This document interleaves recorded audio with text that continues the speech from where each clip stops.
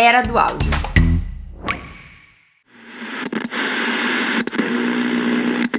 O tipo de comunicação que eu, inclusive, incentivo e uso, que é tratar o meu ouvinte na segunda pessoa do singular e conversar sempre um por um. A comunicação, ela vem antes de qualquer coisa e me acompanha a vida toda. Então, para mim, profissionalização tem a ver com você fazer hoje melhor do que você fazia ontem.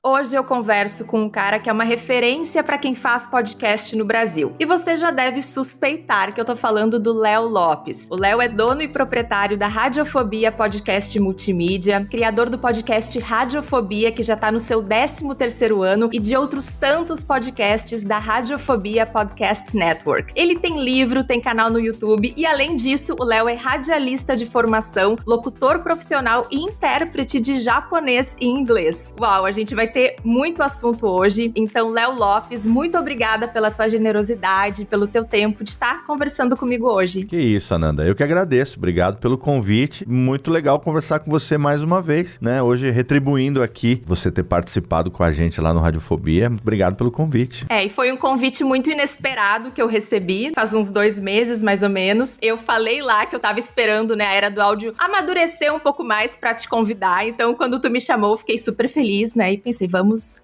gravar. Sim, tá vendo? Eu sou teu fã e você não sabia.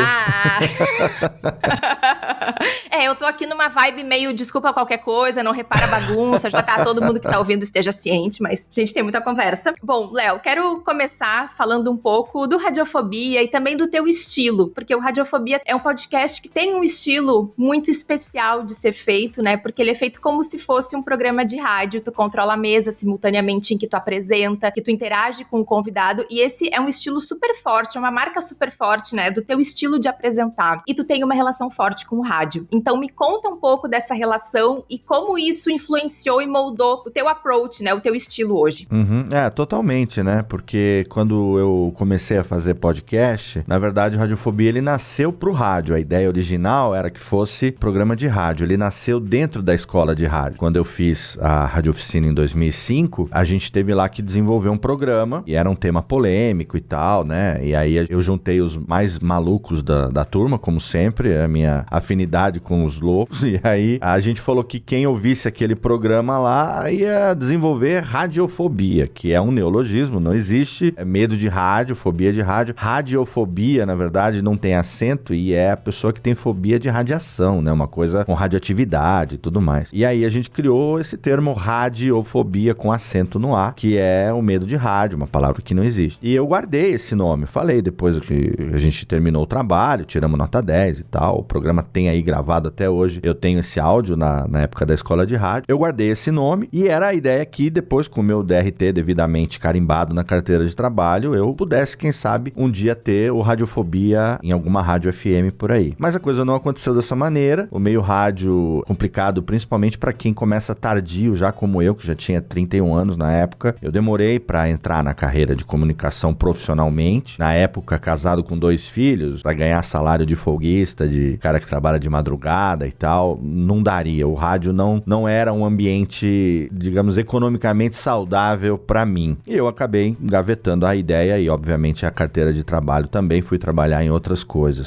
Originalmente eu saí com 18 anos da casa dos meus pais para ser sacerdote, eu fui durante 12 anos sacerdote de uma religião de origem oriental, né, da messiânica e tal, morei no Japão por conta disso, me formei em japonês e tal. Na época que eu fiz o curso de rádio, eu tinha me desligado profissionalmente desse trabalho sacerdotal e eu tava estagiando numa web rádio, começando a trabalhar como tradutor e intérprete pro governo do Japão. Então eu tava num momento de transição de carreira, aonde a comunicação era algo que sempre me acompanhou, mas eu não sabia se eu conseguiria trabalhar profissionalmente com isso. Tanto que a minha decisão, na verdade, quando eu trabalhei nessa missão no governo japonês, eu acabei tendo que me afastar um pouco também depois lá da web rádio porque eu tive que escolher aquilo que pagava melhor. E aí depois esse trabalho acabou e aí eu fui contratado pela Toyota do Brasil para ser relações públicas e cuidar da comunidade japonesa. Então, cada vez mais a comunicação ficava em segundo plano, embora o desejo de colocar em prática, né,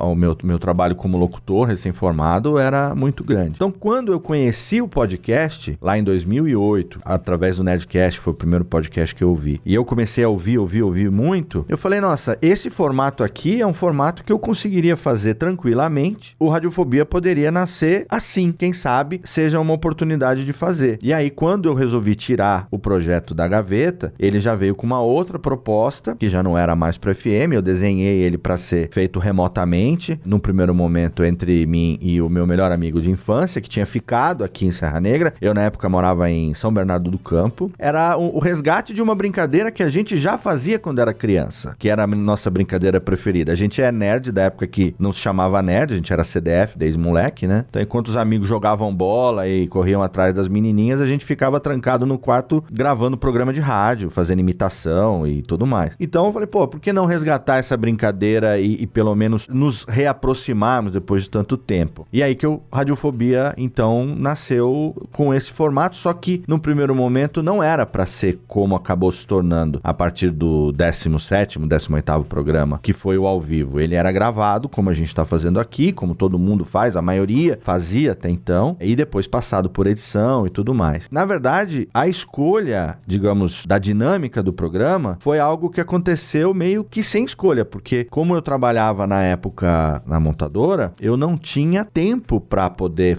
editar o programa quinzenal, porque eu vi que se eu tivesse que editar e fazer no nível de preciosismo, de detalhe que eu queria que a coisa tivesse, eu não ia conseguir. Então aí eu falei, não, a partir acho que do, não sei se foi 17 ou 18 o programa, que eu já fiz um teste dele, né? Inclusive o título do programa é Ao Vivo Como Se Rádio Fosse, que era um jeito de falar de um amigo meu lá da Toyota, que a gente sempre falava como se qualquer coisa fosse e tal. Inclusive ele participou desse programa como cobaia comigo. Falei, não, vai ter que ser assim. E aí passei a colocar em tempo real, trilha, vinheta, o que eu faria na edição, eu comecei a fazer dessa maneira, né? E aí foi, inclusive, quando a técnica, né, esse personagem da técnica acabou nascendo e se fortalecendo mais ainda, porque eu precisava de uma bengala, né, de um recurso, eu precisava ter quem culpar quando as coisas acontecessem errado, né? Então aí foi que aconteceu. Fala um pouco da técnica. Quem é técnica? Como ela se faz presente no podcast? Esse termo técnica é uma coisa que ela é constante em vários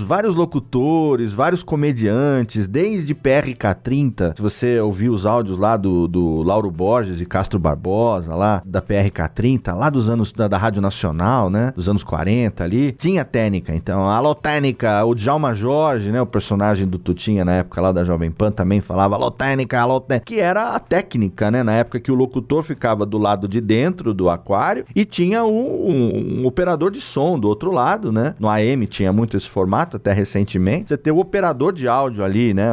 Não é o sonoplasta, mas o operador de áudio, né? E a técnica, né? A área da locução e a área da técnica. E aí se falava muito isso. Alotênica, alotênica. E aí era uma brincadeira de muita gente. Inclusive, no Alotênica, que já não existe mais, o programa, ele mudou, evoluiu pro curso de podcast. A vinhetinha, eu, na época, produzi uma vinheta de transição com vários humoristas e locutores falando errado, falando técnica mesmo, né? E aí, como eu tenho essa escola de Djalma Jorge, de locução brega e tal, eu herdei pra mim também. Falei, vou começar a usar a técnica também. E a técnica é o recurso do operador de tudo ao mesmo tempo agora, né? 10 braços ao mesmo tempo operando, 3 telas e solta a vinheta e solta a trilha e tal, e faz alguma coisa, eventualmente alguma coisa vai dar errado. E aí, quando essa coisa dá errado, inclusive o improviso e o erro, eles fazem parte do modelo de ao vivo, né? Eles são, inclusive, até não só aceitos como desejados, que em algum momento aquilo aconteça, exatamente para que a impressão do ao vivo seja sempre mais fortalecida. Então, quando eu tô, sei lá, eventualmente, tava gravando um programa recentemente com o Luiz Henrique Romagnoli, e aí a gente falou da primeira transmissão de rádio no Brasil, que aconteceu em 7 de setembro de 1922, quando teve lá, além da locução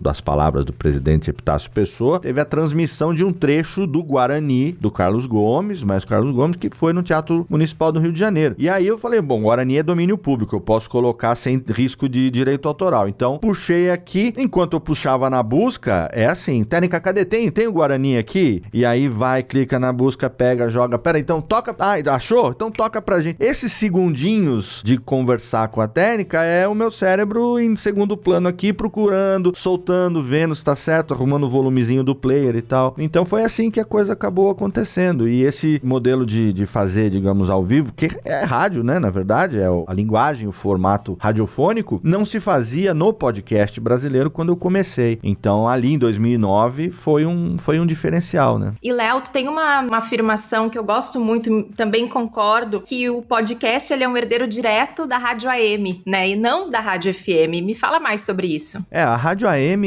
era a rádio da comunicação pé no ouvido, né? A rádio onde o comunicador conversava com você, na segunda pessoa do singular. Então, olá, você aí que tá me ouvindo, você, meu amigo, você, minha amiga. Essa linguagem da segunda pessoa, que é a linguagem que aproxima, né? Que traz o ouvinte para perto do locutor e leva o locutor para perto do ouvinte. Essa é uma linguagem do rádio AM, né? Uma linguagem que os grandes comunicadores do rádio AM sempre utilizaram com muita maestria e que faziam com que os ouvintes eles se fidelizassem aos comunicadores e não às emissoras, né? Quando o Eli Correia, o Gil Gomes, o Paulo Barbosa, o Afanásio, o Zé Bétio, quando faziam lá os seus programas, isso eu falando só daqui de São Paulo, cada estado do Brasil tem os seus exemplos aí, os seus comunicadores, mas quando ele falava, olá, bom dia, você, alô, o Zé Bétio falava, né, alô, bom dia, gorda, tudo bem, gorda? Você acordou bem hoje? Acorda gordo, viu? Acorda que tá na hora de começar a trabalhar e nós vamos começar a fazer o programa aqui pra você. Ô, lagartixa, o que nós vai ter hoje? Vai ter receita de um remédio bom pro fígado, você fica com nós aqui que hoje vai ser bom. Vamos começar ouvindo aqui, Milionários é Rico, Estrada da Vida, daqui a pouco nós volta.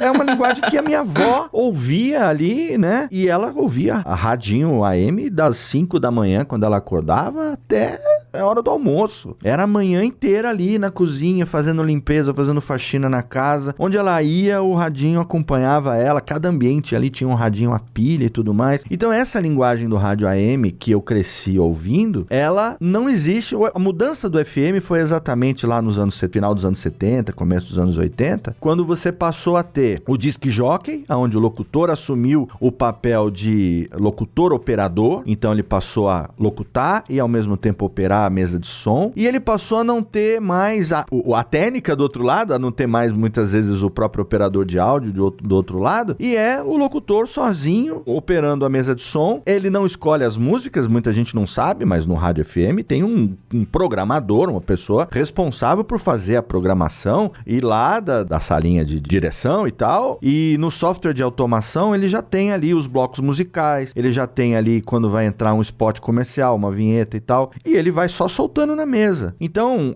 o rádio FM, via de regra, né, ainda mais hoje em dia, é um rádio de qualidade musical. O FM é qualidade um pouco melhor para música, e o AM era uma qualidade um pouco inferior em termos de qualidade de áudio, mas chega mais longe, né, o AM chega mais longe, é um rádio mais de conversa, de bate-papo. Então, eu realmente acredito que o podcast hoje seja um herdeiro direto do rádio AM por isso, né, porque o tipo de comunicação que eu, inclusive, incentivo e uso nos meus programas, que é tratar o meu ouvinte na segunda pessoa do singular e conversar sempre um por um, até porque eu não conheço ninguém que ouça um programa meu num auditório ou numa sala de casa, fala, gente, senta aqui agora que nós vamos ouvir Radiofobia ou Radiofobia Classics, que seja, que justifique eu falar, e aí, pessoal? Fala aí, galera. Muita presunção minha achar que vai ter mais de uma pessoa ouvindo no mesmo dispositivo ao mesmo tempo, né? Então, eu converso com cada um individualmente. E o AM que fazia isso, né? Agora, Léo, olhando pra trás, na tua trajetória, no período que tu tinha um trabalho ali sacerdotal, né, que tu foi pro Japão,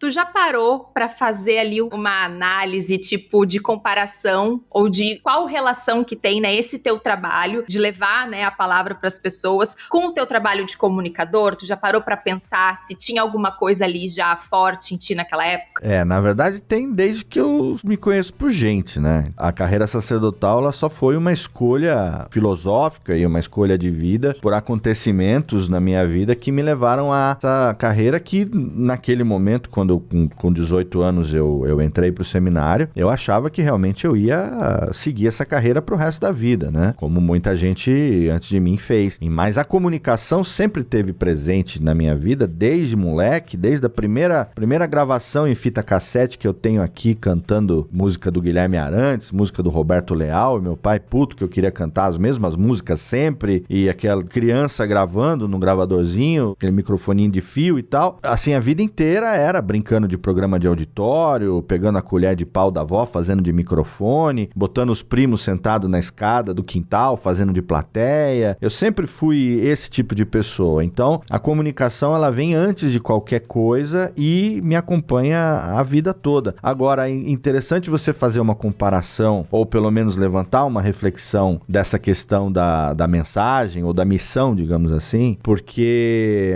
eu já me vi pensando sobre isso, né, eventualmente, não segui mais a carreira sacerdotal profissionalmente, mas eu mantenho minhas crenças e as minhas filosofias, a minha fé e tudo mais. E eu acredito piamente que, no meu caso, podcast tem um quê de missão também, sabe? Porque, assim, eu não faço com nenhum tipo de pretensão de ser nada pra ninguém. Eu só quero realmente me expressar. Dei sorte de, ao longo desses anos, ter pessoas que gostam do meu trabalho e que me acompanham. E aí eu começo sempre a criar sarna pra me coçar e a network vai crescendo porque eu vou... agora eu quero falar sobre isso. Mas não cabe no Radiofobia. Então eu crio um programa pra falar disso. Eu quero falar daquilo. Puta, não cabe nenhum programa que eu tenho agora. Cria mais um. E nisso a gente já tem 20 podcasts no feed da rede. E inclusive agora tem mais 2 pra estrear ainda esse ano e cada vez aumenta mais. Mas sem querer, às vezes a gente recebe... Eu já recebi relatos, e tem muita gente aí que já teve essa experiência como produtor, de receber relato de ouvinte que agradece porque tava em estado de depressão ou tava morando fora do Brasil e longe da família e não, sabe, passando por um momento complicado. Já teve até casos mais extremos assim, de pessoas que estavam pensando em se matar, sabe? E manda um e-mail dizendo, gente, eu ouvi o programa de vocês conversando com fulano de tal e aquela ideia saiu da minha cabeça, obrigado, vocês salvaram a minha vida. Eu falo, cara, como assim? Eu só tô ligando o microfone e falando abobrinha ou né? E muitas vezes entrevistando alguém e tal. Inimaginável que o podcast tenha esse alcance e esse efeito. Então, quando eventualmente uma coisa assim acontece, uma mensagem dessa ou uma impressão assim de um ouvinte que chega, eu não consigo pensar outra coisa a não ser que se isso não é um sacerdócio, o que será então, né? Porque, sabe, e o mais nobre eventualmente das coisas é quando elas são feitas sem pretensão mesmo, sem você levantar uma bandeira assim, estou fazendo podcast por tal coisa. Não, é só o meu canal de comunicação. Mas se isso bota um sorriso na cara de alguém, eventualmente ajuda alguém de uma maneira que eu mesmo não sabia que seria possível, então quer dizer que eu devo estar fazendo alguma coisa certa em algum nível, né? Bom, além do teu conteúdo, ajudar os ouvintes, né, e tu receber diversos feedbacks, tu é um cara muito reconhecido na podosfera, né? As pessoas, elas se inspiram em ti e tal. Mestre, eu até já vi que tu não gosta muito de receber todos esses elogios, eu já sei. Hoje, né, os podcasters da minha geração, né, se inspiram muito em ti. E eu me pergunto naquela época se tinha, quem que era? Quando eu comecei lá em 2009, o Radiofobia, eu tinha começado a ouvir podcast mais ou menos uns 6 meses antes. E a minha descoberta da mídia podcast foi interessante, porque, na verdade, eu sempre quis trabalhar com locução e dublagem. E aí, na escola de rádio, é que eu fui descobrir que, com o meu DRT de locutor, eu não poderia ser dublador. Que para ser dublador, eu tinha que ser ator. E eu já tinha, como eu falei, 31 anos, não tinha como ir fazer um curso de teatro de 4 anos para depois fazer dublagem. Então, eu era locutor, mas como dublador, eu não... Era um dublador frustrado, porque eu não consegui me profissionalizar como dublador. Aí eu comecei a estudar sobre pessoas que se tornaram atores tardiamente sem fazer curso de teatro. Caí no Guilherme Briggs, que é um exemplo desses. Um cara que se tornou ator por trabalhos comprovados. E a SATED lá do Rio de Janeiro deu o DRT pra ele e tal. Muito merecimento pelo talento dele, mas eu comecei a estudar a vida dele. E aí nisso eu acabei caindo no Nerdcast 94, que foi quando ele participou lá pela primeira vez. E esse foi o primeiro podcast que eu ouvi na vida. E aí eu descobri o formato podcast. Você vê que eu tinha feito escola de rádio 2005, 2006, nunca se falava em podcast. A escola de rádio não sabia sabia nem, não tinha nada nem de digital ainda, embora a Rádio Oficina tivesse já uma proto-rádio web em parceria com a Transamérica. Rádio web era o quente do momento, era a coqueluche do momento, né? Podcast ninguém falava ainda. Em 2008 ainda era muito incipiente. Então, naquela época, eu tinha o Nerdcast como principal referência, que eu comecei a ouvir repetidamente, assim, ouvia uma média de 2 por dia no caminho que eu ia e voltava de São Bernardo pra Berrini, que eu trabalhava lá em São Paulo. E de volta de trabalho eram quase 4 horas de carro, só pra você ter uma ideia de tanto trânsito que tinha. Então, eu ouvia quase 2 Nerdcasts por dia. Gravava no CDR, né, no CD, colocava no parasol do carro assim, ficava pesado de tanto CD que eu gravava pra poder ouvir no carro. Pra você ter uma ideia, né? Então, não existia, né? MP3 player era aquele MP3zinho de pendrive, que era tipo um chaveirinho e tal, né? No carro, como é que eu vou fazer? Eu tinha toca-CD. Aí eu queimava CD com episódios do Nerdcast, transformava ele em música ali, né? E ouvia no carro, pra você ter uma ideia. E aí eu descobri outros podcasts na época. Então, na época, o Guanacast, do Gustavo Guanabara, que não existe mais. O Guanabara existe, o Guanacast que não. O Mona Lisa de Pijamas, né? O podcast também não existe mais. O Pode Comer, que era o podcast do Comer Camão, lá o podcast da Gabriela Cabral e do Marcelo Salgado. Já tinha o Rapadura Cast e tal. Então, os podcasts que estavam, o We Are Geeks tinha começado também um pouquinho antes, Papo de Gordo já existia também. Então, aí foi os podcasts daquela geração ali que eu acabei me aproximando, que eu acabei ouvindo mais, e eu acabei tendo como referência para como fazer podcast. Eram os exemplos que eu tinha de como fazer podcast. Então, em cada um eu pegava algum truquezinho, alguma coisinha de edição, alguma coisinha de esconder um defeito, um áudio com outro áudio e tal. E ali eram as minhas referências principais na podosfera. Pessoas ali que rapidamente depois acabaram se tornando meus amigos e são amigos meus até hoje. Alguns desses podcasts que eu citei já não existem mais, mas foram as minhas referências no começo, né? Porque além da locução, que eu acabei meio que criando o meu próprio estilo e já tinha, como você falou, essas referências anteriores de comunicação e tal, eu tava buscando referência no podcast. E aí eu percebi que o rádio não era mais uma realidade pra mim, não era mais uma alternativa, porque o podcast tava me dando e me dá até hoje uma liberdade que eu jamais teria no rádio, tanto editorial como, enfim, de tempo, né, de fazer o que eu quisesse e tudo mais. Assim, aí foi, meus exemplos vieram da própria podosfera da época mesmo. Eu tô interrompendo a entrevista bem rapidinho para te fazer um pedido muito importante. Se você tá gostando da Era do Áudio, vá ao seu tocador de podcast favorito e siga ou assine esse podcast. Essas coisas como deixar seu follow, deixar seu review são muito importantes. Assim, os aplicativos de podcast mostram esse programa para mais pessoas. Por exemplo, se você tá ouvindo pelo Spotify, além de seguir, também pode deixar umas estrelinhas lá pra gente. Obrigada por ajudar esse podcast a crescer.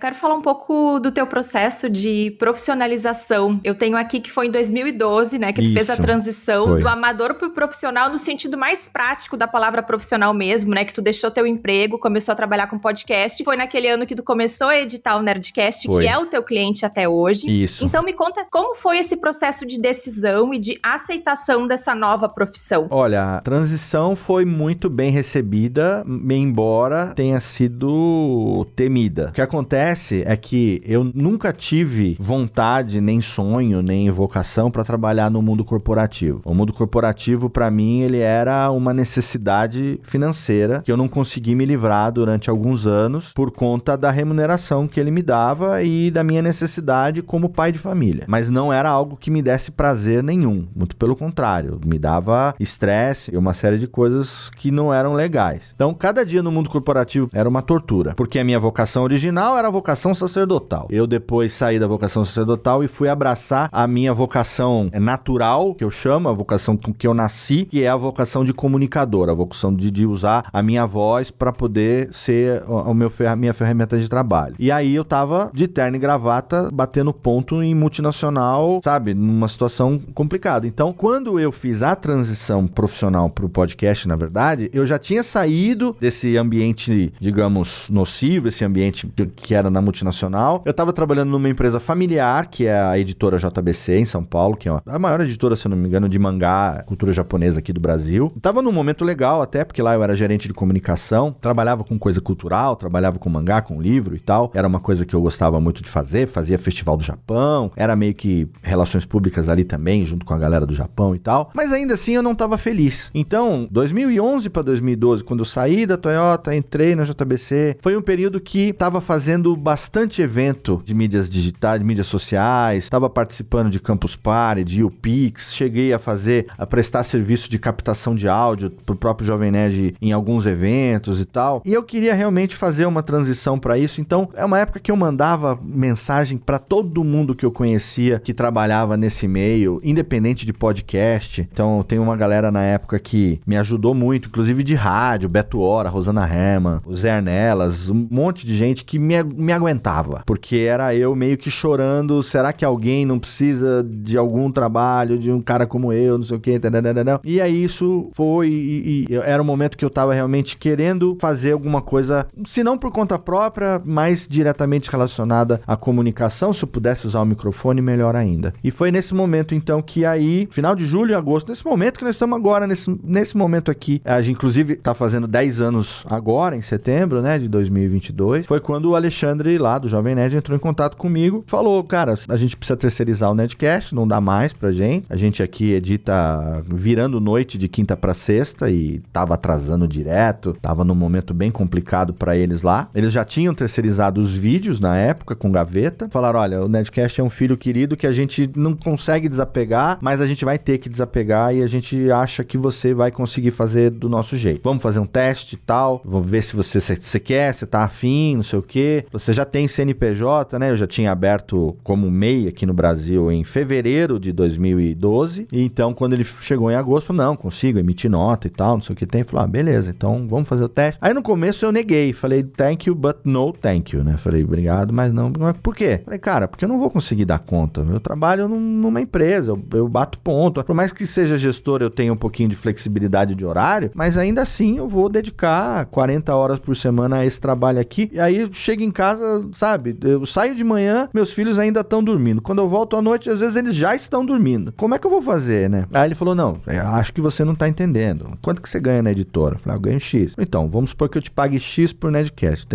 Tem mês que tem 4 sexta-feira, tem mês que tem 5. Vamos supor que seja 4, né? Esse X vezes 4 já é um pouquinho mais do que você ganha aí. Então, a intenção, na verdade, é te oferecer uma alternativa, sabendo que você também quer fazer aí uma transição profissional, oferecer uma alternativa para que você possa, né, empreender, fazer a coisa por conta própria. Sei lá, quanto tempo você vai gastar na semana para editar um episódio do Nerdcast? Que gaste metade da semana útil, 20 horas, 25 horas, que seja. O resto das horas que você tem livre na semana, você toca teus negócios, você faz os teus programas, prospecta outros clientes, vai saber. Então, aí é que abriu o meu olho para falar, não, os caras estão me oferecendo uma possibilidade de, o que se falava muito na época, né, de sair da corrida dos ratos, né, de sair daquele labirintozinho e ampliar a visão para uma coisa maior e fazer um negócio meu. Então, ali foi quando bateu realmente aquele nervoso de que seria uma oportunidade única. Na época, então, o que eu fiz? Porque, assim, eu trabalhava, como eu falei, de carteira assinada na empresa, na editora. Eu não tinha poupança, não tinha nenhuma reserva financeira que me permitisse largar tudo que eu estava fazendo, sabe? Eu não podia pedir demissão de um negócio que eu não sabia se ia dar certo, me jogar dali a 2 meses, não ter como pagar o aluguel e botar comida na mesa para os filhos. Então, o que eu fiz? Eu não falei nada para ninguém, nem para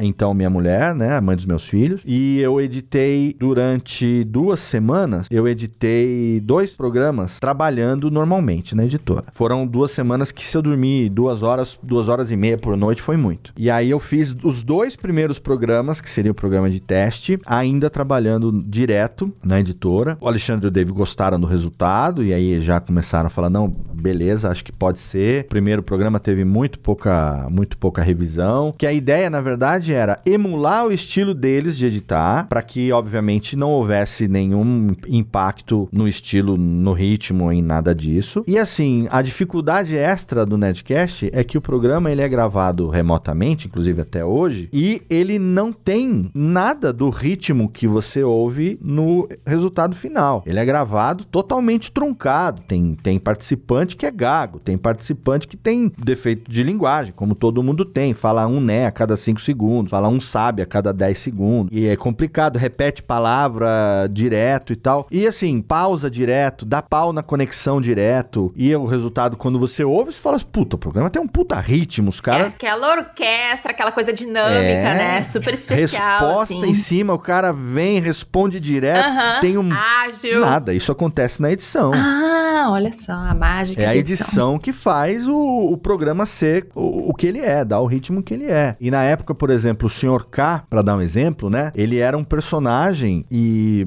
o Fred, né? Que é o Sr. K, muita gente não sabia ainda quem ele era, não era divulgado e tal. O Sr. K não existia na gravação, nem na gravação ele existia. Ele era fruto da edição mesmo. O Fred, ele era muito arrastado, ele se repetia direto, ele demorava pra fazer o raciocínio. E o Sr. K é um personagem de resposta ácida, resposta rápida, corte rápido, vem com a piadinha, vem com o negocinho. E aí eu lembro até hoje, primeira vez que foi pra editar o primeiro episódio que ele tava, eu lembro que eu tava em São Paulo, na festa de aniversário de uma criança que eu nem me lembro quem era, e o Dave me ligou no celular, eles moravam em Curitiba na época, né? Falou assim, Léo, só pra você saber, Nerdcast essa semana é o primeiro que tem o Sr. K, então a gente vai ter que fazer uma call amanhã, o dia que você, a hora que você puder, quando você receber o bruto, porque eu vou ter que ensinar você a criar o Sr. K na edição. E aí a gente ficou quase 1 hora numa videoconferência, ele mostrando no bruto como que fazia o corte, o que emendava, o que deixava, o que não deixava. Então, assim, só pra dar uma ilustrada da complexidade. Mas aí deu certo, eu aceitei, pedi demissão lá, fizemos um acordo lá na editora e editei secretamente durante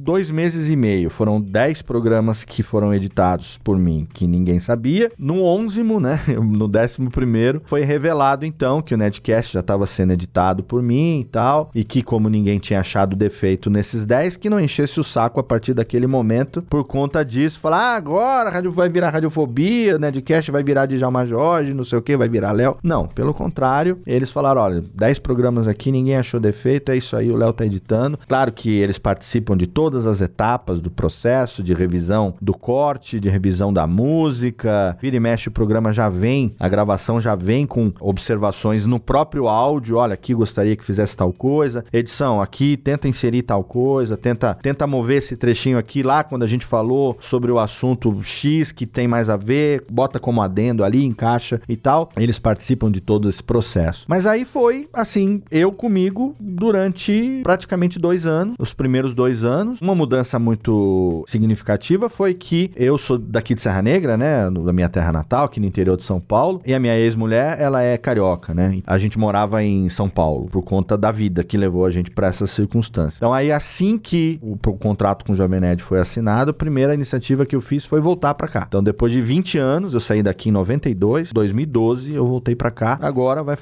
em setembro, 10 anos de edição do Nerdcast, vai fazer 10 anos também que eu voltei aqui para minha terra natal, e aqui eu acabei então montando como a sede da empresa, né, e aí aos poucos eu fui abraçando outros clientes, a divulgação de que a Radiofobia, que editava o Nerdcast, começou a trazer novas propostas, novas parcerias, enfim, chegou um ponto que eu fui até onde eu consegui sozinho, depois chegou um ponto que eu virei gargalo de mim mesmo, né, eu virei o limite do meu próprio crescimento, e aí eu comecei a terceirizar, primeiro contratando uma pessoa para me ajudar com atendimento, com responder e-mail, contratando o primeiro editor e tal, e aí tamo aí, fizemos 10 anos agora em fevereiro como empresa, e agora em setembro a gente tá celebrando 10 anos de contrato com o Jovem Nerd, e 10 anos então do que você disse que é a minha profissionalização propriamente dita, 10 anos que eu me dedico integralmente à Radiofobia, podcast multimídia, né? E naquela época foi difícil explicar o que tu fazia pros teus parentes, pros familiares,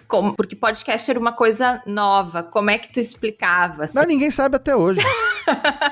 Até hoje, ninguém sabe. Minha mãe e meu pai sabem que eu... É tipo rádio, só que diferente. É tipo isso que... Eu desisti de tentar explicar faz tempo, Ananda. Faz tempo. Nem... Eles sabem que eu tenho um estúdio, eles sabem porque eles veem o link quando vai ter gravação ao vivo. Eles só acessam o Facebook. E aí, quando pipoca lá no Facebook, o Leandro tá ao vivo. Leandro é meu nome, né? De batismo. Eu sou Leandro. Sim. Né? Eu sou Não é Leonardo, né? Não. Leandro, Léo é nome de...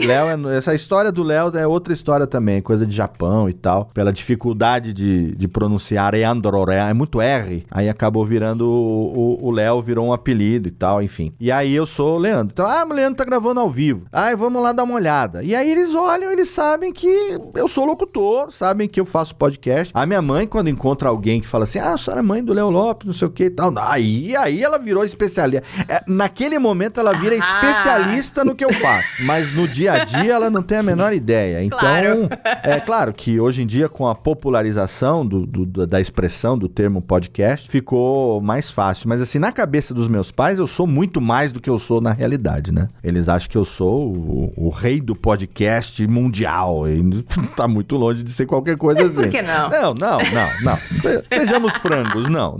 Mas, brincadeiras à parte, eu nunca me preocupei muito em ter que explicar também pra eles. O importante pra eles é que me viram progredindo, me viram pouco a pouco, né? Viram que as coisas foram melhorando, a empresa foi crescendo, as coisas foram acontecendo e até chegarem nesse ponto que estão hoje aqui numa dimensão, digamos, crescente, ano após ano, melhorando um pouquinho mais, abraçando mais clientes e tal, e eles me veem feliz, me veem satisfeito com aquilo que eu faço, veem o reflexo disso nas pessoas da minha volta e tal, e pro pai e mãe é isso que importa. Ainda sobre profissionalização, eu já tive falando pra gente ponderar antes de falar que faz podcast por hobby, né? Porque se a gente investe tempo, dinheiro, né, horas preciosas do nosso dia, isso não é bem assim um hobby. E então, Léo, pra ti, o que é se profissionalizar? Fala mais um pouco sobre isso, sobre essa questão do podcast por hobby versus profissional. Olha, Nanda, pra mim, profissionalização tá na qualidade do que você produz. Capricho, no nível de esmero que você produz. Tem uma frase lá do Mário Sérgio Cortella, que eu não vou saber dizer exatamente como é, mas ele fala a respeito do capricho, né? Então ele fala que é a mediocridade das pessoas em fazerem de qualquer jeito e o legal que seria você fazer o melhor que você pode naquele momento, dentro das condições que você tem, até que você consiga fazer melhor do que você faz hoje. Então, pra mim, profissionalização tem a ver com você fazer hoje melhor do que você fazia ontem. Pra mim, não é necessariamente você viver daquilo, sabe? Eu sempre tive uma dedicação profissional aos meus produtos, aos meus programas e aquilo que eu sempre fiz, mesmo antes daquilo ter uma perspectiva de renda ou de ser profissional. Muita gente fala assim, não ouve lá os primeiros episódios não, porque o meu som era horrível, a gente gravava, parecia que tava dentro de uma latinha de leite e tal. Eu nunca falei isso não, eu sempre falei, olha, pode ouvir lá desde o nosso primeiro programa, o ritmo não era como é hoje, a nossa desenvoltura não era igual a que a gente tem hoje, naturalidade não era a mesma, mas tem uma coisa que eu me orgulho é de sempre ter tido uma qualidade sonora legal desde o primeiro programa, porque eu fiz testes, quando me certifiquei de que ele estava numa qualidade que naquele momento me satisfazia, aí eu comecei. E aí eu fui melhorando à medida que eu fui ganhando condições de fazer melhor do que eu fazia até então. Então, eu acho que muita gente, hoje em dia, tem as duas conotações. O hobby, porque aquilo não é uma fonte de renda para você, mas sim um, entre aspas, passatempo. E o hobby, porque aquilo é feito do jeito que dá. E tem o profissional, que é feito porque aquilo te dá dinheiro, e o profissional, que é feito com capricho. Então, tem muito conteúdo que é feito por hobbyista com qualidade profissional. E tem muito conteúdo que é feito por cara profissional com qualidade ruim. Então, são coisas distintas pra mim. A pessoa se dedica tanto, por exemplo, vamos supor que você goste de, sei lá, colecionismo ou uma coisa que você faça, sei lá, criar orquídea, cultivar orquídea, por exemplo. Cultivar orquídea ou cultivar planta, qualquer que seja, exige dedicação, exige atenção, algumas horas pelo menos por dia ali pra regar do jeito certo, pra ver se tem o nutriente certo e tal. É muito mais do que um hobby. Aquilo ali é um cuidado, é um capricho. E se você errar a mão, morre. Bicho de estimação é a mesma coisa, pet é a mesma coisa. Se não souber cuidar, morre. Então eu acho que isso vale pra tudo na vida. Quando você faz de qualquer jeito, inevitavelmente não é bem cuidado, não é bem feito, não é bem tratado, aquilo vai morrer. E se você se dedica num nível acima, se aquilo já te dá, sei lá, já demanda pelo menos meia hora, uma hora e meia do seu dia, todo dia, via de regra, ou quase todo dia, já deixou de ser hobby há muito tempo. Então, é para ser encarado como algo profissional, sim. Então, conteúdo, às vezes eu descubro conteúdos como o seu, por exemplo, a Era do Áudio, eu descobri por uma indicação lá do Carlinhos, lá do Japão, e aí eu comecei a escutar e eu falei, cara, entrou no meu feed e não sai mais. Por quê? Porque é um conteúdo que é feito por uma pessoa apaixonada pelo que tá fazendo, que faz com dedicação, que tem uma preocupação editorial, uma preocupação com pauta, com edição, com qualidade de áudio. É um negócio que, pra mim, me conquista no capricho. E ainda que não te dê a renda que potencialmente tem pra te dar, é profissional. Por essas razões todas, é profissional. Então, esse é um aspecto. E aí, o outro aspecto do profissionalismo, da profissionalização, é realmente quando há a possibilidade de você transformar aquilo que você faz porque gosta, uma fonte de renda. E aí, nós temos um outro aspecto, que aí é o aspecto de você ver como que você pode, eventualmente, fazer daquilo que você faz um negócio, né? Às vezes, eu acho que tem mais uma camada que é o pessoal que fala que faz por hobby pra tirar a pressão do julgamento. Do tipo, é só um hobby. Que são, de repente, uns criadores de conteúdo mais inseguros que não tá fazendo aquilo ali sem esmero, tá fazendo com muito capricho, mas não tem a coragem ou tem aquela síndrome do impostor de falar que é só um hobby, que é só uma coisinha, quando na verdade não deveria ser. Tu enxerga também entre os teus alunos, entre o pessoal que te segue, esse comportamento meio inseguro ou não? Eu já enxerguei mais isso no passado.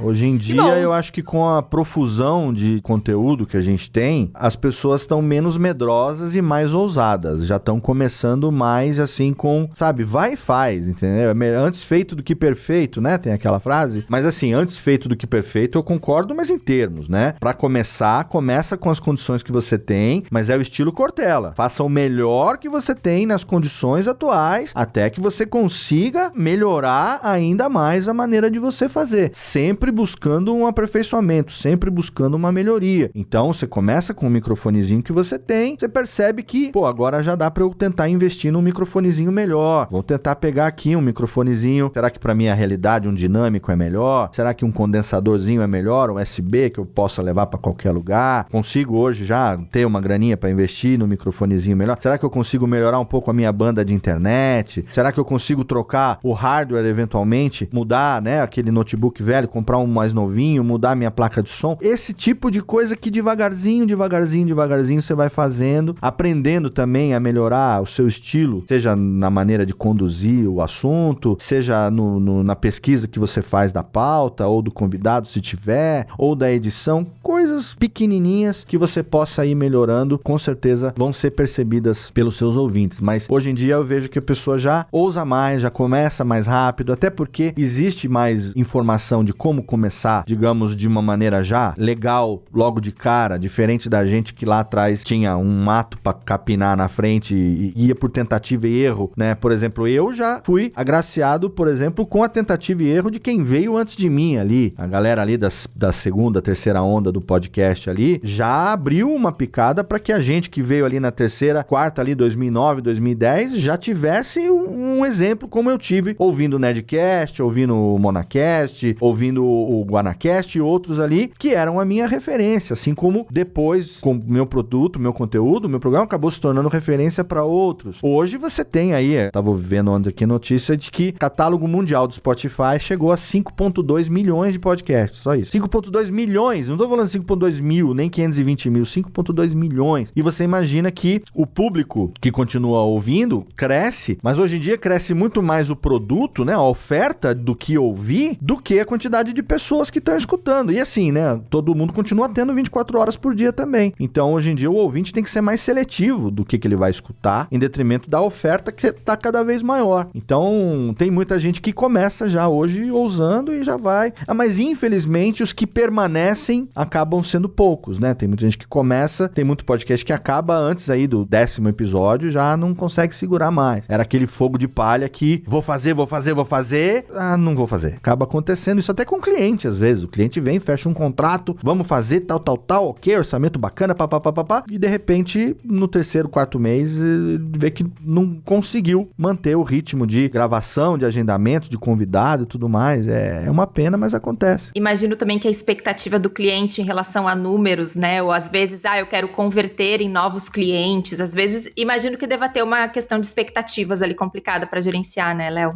Os meus clientes, eu sempre faço uma consultoria prévia e eu sempre pego a expectativa deles e jogo no chão. Sempre. Primeira coisa que eu faço é pegar a expectativa e destruir a expectativa. Porque se ele estiver pensando em número, em ROI, em cima de entrega, de download, o projeto nem comece. Porque não é assim que a banda toca. Primeiro, você vai precisar construir uma audiência para construir um engajamento para um dia você chegar a ter número. Então, às vezes vem aí uma empresa grande, uma multinacional aí que na pandemia tinha um budget aí bacana para mídia impressa, para mídia física, para evento e tal, que agora no pós-pandemia não retomou esse ritmo e continua com um budget gordo ali, e aí vem alguém da diretoria lá e fala, gente, faça-se o podcast então, porque tenho dinheiro para gastar, vamos fazer o podcast. Aí vem conversar com a gente. Aí eu falo, mas você vai querer com qual objetivo? Às vezes o cara tá com uma puta grana na mão querendo fazer um negócio, e aí tipo, olha, o objetivo é esse o objetivo? Cara, não faça. Pega essa verba aí, passa pra um outro departamento na horizontal,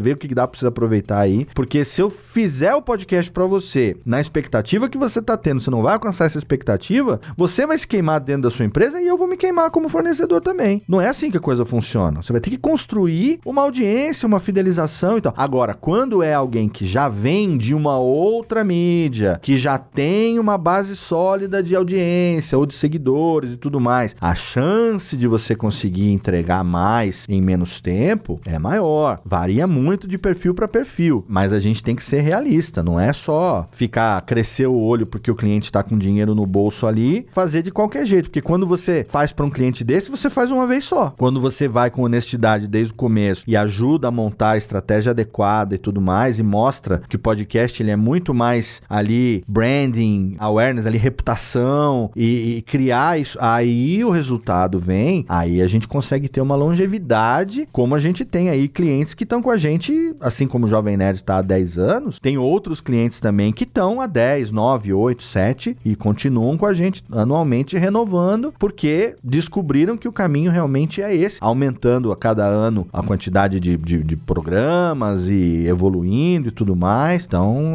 tem que pensar numa relação de longo prazo, né? Agora ficou mais fácil apoiar a Era do Áudio. Entrando em apoia.se/ajude a Era do Áudio, você pode fazer uma doação esporádica a partir de R$3, sem compromisso, sem assinatura mensal. É o valor que você pode e acha justo. Já se você quer ser um apoiador mensal, entra em apoia.se/a Era do Áudio e garante o acesso ao nosso encontrinho mensal dos ouvintes. Se você tá fora do Brasil, pode acessar as opções equivalentes no Patreon. Esse apoio financia a edição do podcast para eu entregar episódios semanais aí no seu tocador. Então ajude e divulgue. Todos esses links estão aqui no box de informações do episódio. E agora a gente volta para a entrevista.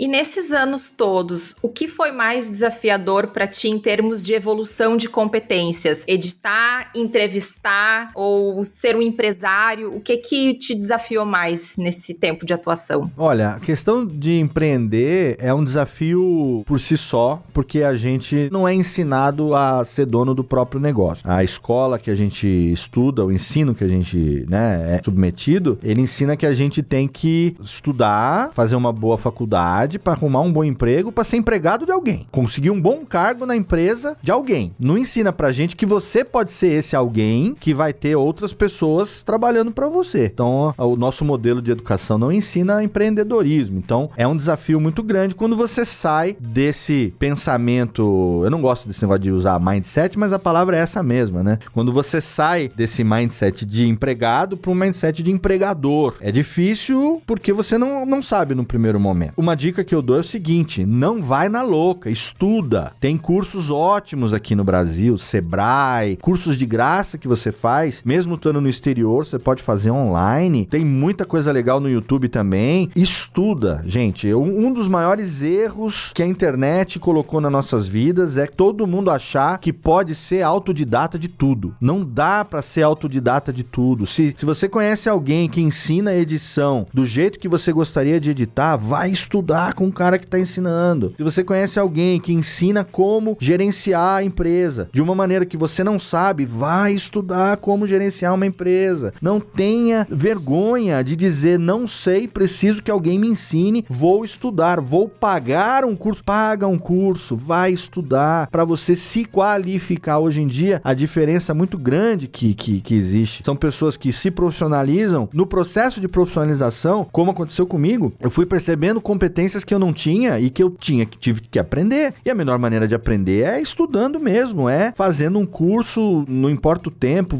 tem opções 1000 em todas as áreas aí de educação, mas se estuda, não vai por tentativa e erro, porque, assim, é uma mudança de carreira, é um salto muito grande para você correr o risco de cometer erros que já foram cometidos anteriormente por outras pessoas e que podem te derrubar dependendo da maneira como você fizer a coisa, entendeu? Então, acho que o maior desafio realmente foi esse, reconhecer que eu não sabia várias coisas e que eu tinha que aprender em nome da sustentabilidade do meu negócio. Hoje em dia, já com 10 anos de empresa, já consolidada no mercado, já com uma reputação bacana, que muita gente procura a gente e tal, o desafio é gerenciar isso, né? Gerenciar essa equipe, gerenciar todas as entregas que a gente tem, e um orgulho da Radiofobia é que a gente nunca atrasou uma entrega em 10 anos. Isso é um orgulho que eu tenho, que eu sei que um dia vai acontecer. Um dia a gente vai atrasar. No dia que isso acontecer, eu vou precisar tirar uma hora pra mim, entendeu? Eu vou ter que sentar, pegar um whisky, acender um charutinho, dar um relax, porque esse dia não vai ser fácil. Mas até agora não aconteceu. Então,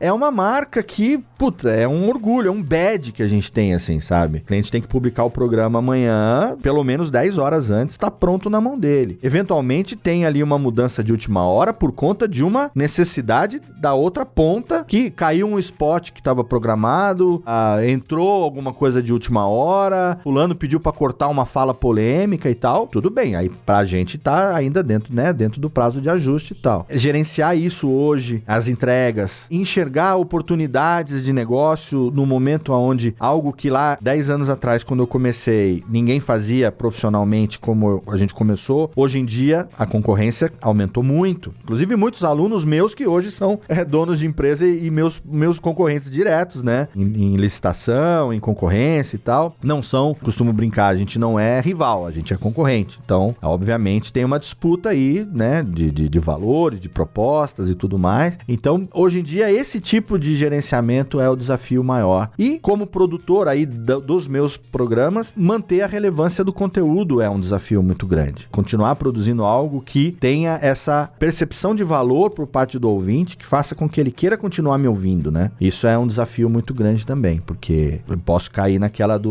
vou fazer aquilo que eu quero, e muitas vezes o que eu quero pode não ser exatamente relevante para quem vai me ouvir. Então, esse também é um desafio, coisa que lá no começo eu não pensava, eu só queria ligar o microfone e bater papo com meu amigo. Hoje em dia, estrategicamente falando, não dá mais para fazer isso, porque senão você vai ficar limitado à audiência que é, né, galerinha da facu, a turminha da 5ª série. Minha audiência não cresce, mas não cresce porque é você e seus parça batendo um papo que só interessa pra vocês. Então, lógico que a audiência não cresce. Então, pra não cair nessa armadilha também, eu tô sempre tentando me renovar nisso. É um desafio mesmo. Tu acompanhou e acompanha ainda, né, mudanças, atualizações na indústria do podcast. O que tu acha que vem por aí, assim, né? Indo agora pros finalmente, pergunta mais clichê. O que a gente deve esperar? Quais são teus palpites para o bem e para o mal? De como a indústria vai se transformar? O que vai acontecer aí nos próximos, sei lá, no horizonte de 2 anos. O que tu acha, Léo? Olha, eu vejo que o podcast, ele tá deixando de ser aquele clubinho de meia dúzia para virar um negócio gigantesco. Isso já tem alguns anos, não é de agora, né? Lá em 2018, já quando o Spotify anunciou investimento de $600 milhões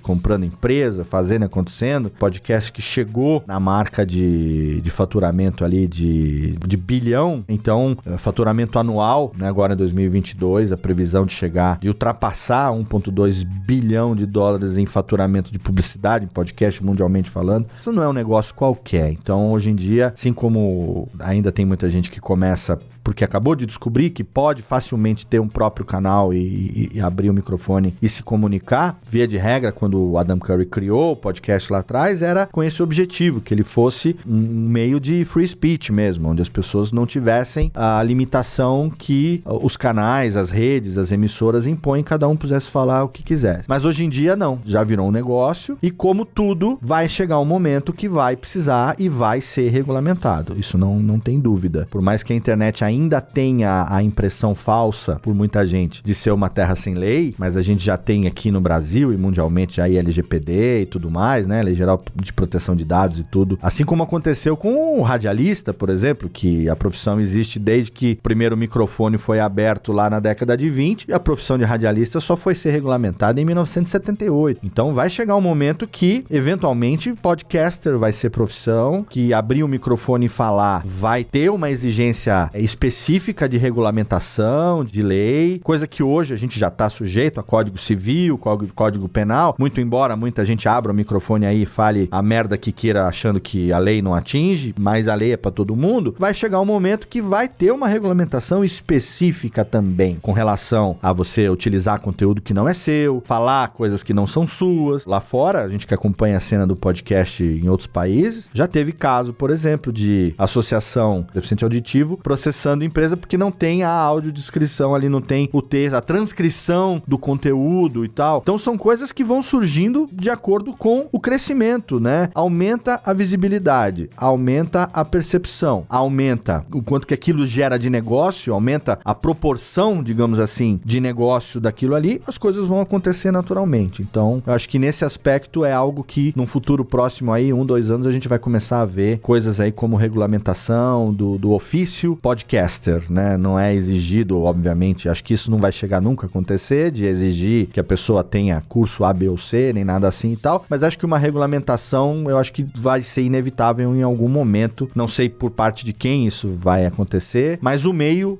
que se regula, então isso vai acabar surgindo em algum momento. E, por um outro lado, tecnicamente falando, eu também vejo que as tecnologias vão evoluir, já estão evoluindo de uma certa forma, que podem colocar em risco, por exemplo, o ofício de editor, porque eventualmente você vai jogar a gravação ali num Anchor da vida e o próprio algoritmo do Spotify integrado vai colocar trilhas e músicas ali no fundo aleatórias e tal, sobe o volume no final, abaixa o volumezinho no começo, sobe o volumezinho no final e tal, e dependendo da plástica do programa, se for um programa de sonorização incidental que tenha só um BG no fundo, talvez ele seja automaticamente editado pelo bot, pelo algoritmo do software, e a profissão de editor pode estar em risco daqui a um certo tempo, tá? Então, assim, não acho que vai chegar ao ponto de impactar em produções mais delicadas, como audiodramas, como coisas que exigem ali né? Trabalhar com emoção, saber aonde colocar os insertos e tal. Tudo em nome de economizar tempo e diminuir custo, né? Então, eu acho que isso vai acabar acontecendo sim. E, assim, a quantidade cada vez maior de podcasters surgindo faz com que o senso de comunidade muito forte que a gente teve no passado vá se perdendo aos poucos, né? A gente vai perdendo aquela característica de podosfera, inclusive vai ser o tema do meu curso de podcast desse mês, é uma reflexão sobre isso, né? Será que a podosfera brasileira acabou já, né? Aquela nossa panelinha, aquela nossa brincadeirinha, panelinha com e sem todos os pejorativos que ela traz com a expressão, mas hoje em dia, né, não é mais aquilo que já foi em termos de comunidade, em termos de se ajudar, em termos de conhecer todo mundo, né? Hoje em dia, a quantidade de podcasts que existem já não permite mais que isso exista. Então, aquele senso de comunidade, eu acho que é uma coisa que vai acabar se perdendo ao longo do tempo e vão acabar ficando juntos, no caso, né? Aqueles que têm maior afinidade mesmo. Mas são impressões aí de coisas que talvez aconteçam, né? Cara como eu que ficar remoendo isso várias horas na semana, né? Vamos ver o que nos reserva aí os próximos anos. Pra gente encerrar, infelizmente, Léo, eu inclusive tô muito feliz com essa conversa, tá sendo muito boa. Obrigado, eu que tô. Eu falo muito, né? Desculpa, eu falo demais. Eu acho ótimo porque tu já vem editado. Então, assim, tá tudo perfeito. Eu vou dizer, olha, Jenny, não tem nada pra cortar, tá tudo ótimo. Não engane os ouvintes, Ananda Garcia. Eu me engasgo bastante também e tal. Mas o que eu quero dizer é que às vezes você pergunta uma coisa e meu cérebro, uma coisa liga na outra, liga na outra, liga na outra. Quando eu vou ver, fui longe, então eu peço desculpas pela prolixidade. Léo, me fala Fala agora o hashtag Vem Coisa Por Aí, como as pessoas te encontram, o teu curso. Deixa aí os arrobas.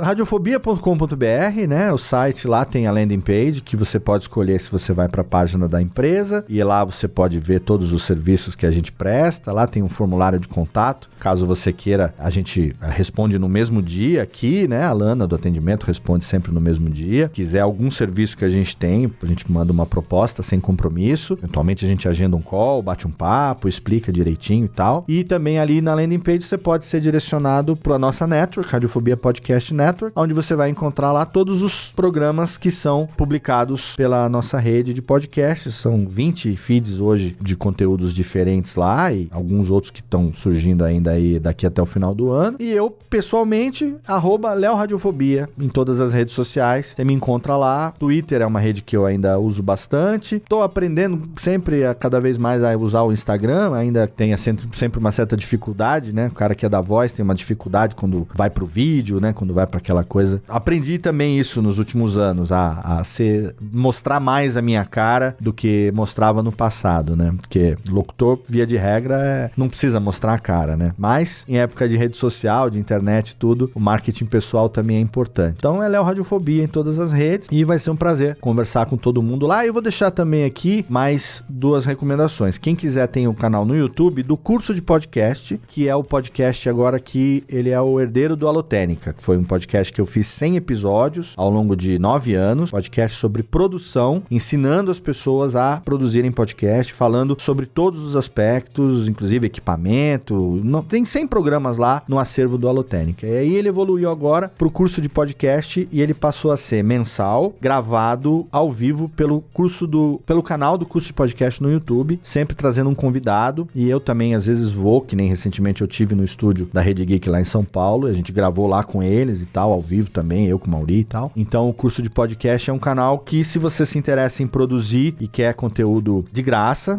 tem o conteúdo que eu tô compartilhando ali. Logo eu vou começar ali alguns tutoriais de edição, ensinar a usar o Reaper com um pouco mais da maneira como eu uso, a minha técnica de editar e tudo mais. É o canal do curso de podcast. E tem 2 grupos no Telegram de graça também, para quem quiser participar e ter contato direto com a gente. Tem o curso de podcast, que é t.me/ocurso-de-podcast. Você pode participar ali, não cobra nada, tem contato comigo, com outros produtores. É um grupo mais focado também na parte de produção, tira dúvida. Lá você pode mandar o link do seu programa, a galera escuta, dá sugestão e tal. Então tem esse grupo que é t.me/ocurso-de-podcast. Tem um lá que não tem o no começo, que não é meu. Então vai com o curso de podcast, que é o meu, tá lá, curso podcast com Léo Lopes. E tem o grupo também no Telegram dos ouvintes, produtores e apresentadores de todos os podcasts da Radiofobia, que é o t.me/Radiofobia Network. Também de graça, participa lá no dia a dia. O grupo do curso de podcast hoje tá com quase 80 pessoas, é uma galera mais focada em produção, e o grupo da Radiofobia hoje tá com quase 300 pessoas, que é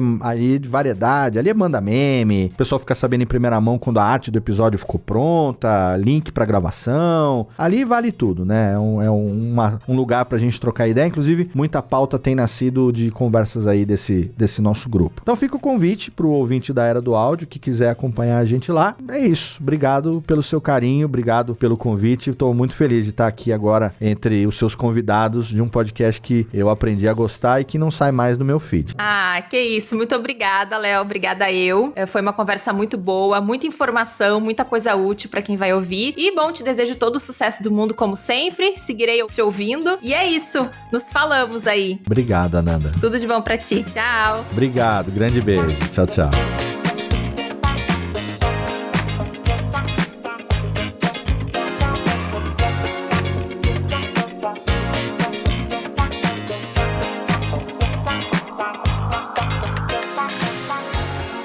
E aí, gostou dessa conversa? Se você quiser trocar uma ideia sobre áudio e comunicação e acompanhar a Era do Áudio nas redes sociais, é só seguir @a Era do Áudio lá no Instagram. E eu tô em todas as redes sociais como @Ananda Garcia. O nosso e-mail é aeradoaudio@gmail.com. Até o próximo episódio. Tchau!